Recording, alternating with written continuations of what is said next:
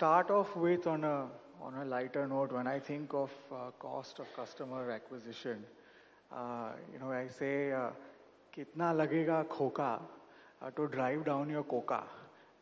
So COCA is crore and COCA is cost of customer acquisition. It's just a poor joke.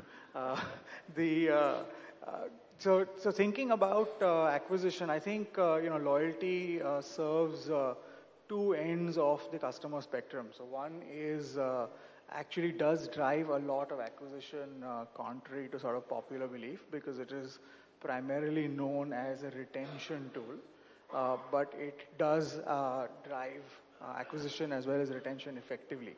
So how do we go about doing that? And it comes from essentially using loyalty as a means to an end.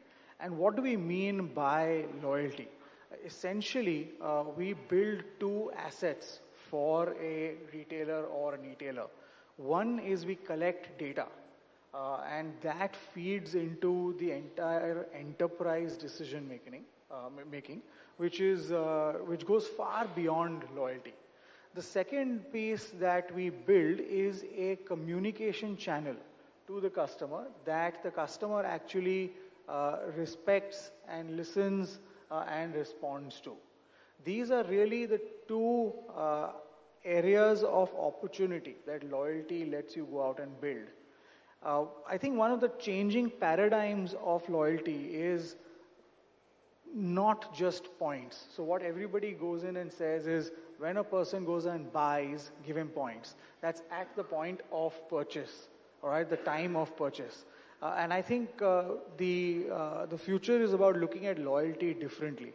So at purchase, there is certainly a lot of incentive in terms of points and how people come back for redemptions. I'll give you examples of how much you can do with loyalty at purchase. We run some of the largest programs globally for other retailers, e-tailers, as well as for ourselves in terms of coalitions. One example, if I stick to e-tailing because of this panel, we've used data for eBay in UK to actually simply analyze what the customer looks at on the home page, how much time he spends, what are his click points on that page, and what translates into purchase through his, not just his session, but through his engagement over the month.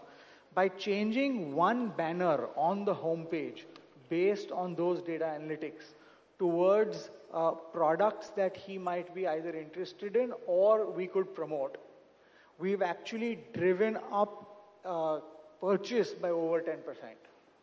That's the power of what we can do at the point of purchase. Take another example in Expedia in UK again. We've actually seen that by targeting offers at the right time to the consumers, we've seen that the repeat loyal customers who do earn points on the program actually bring more than 25% extra business to Expedia than they were doing before. Because fundamentally, we don't believe anybody is 100% loyal.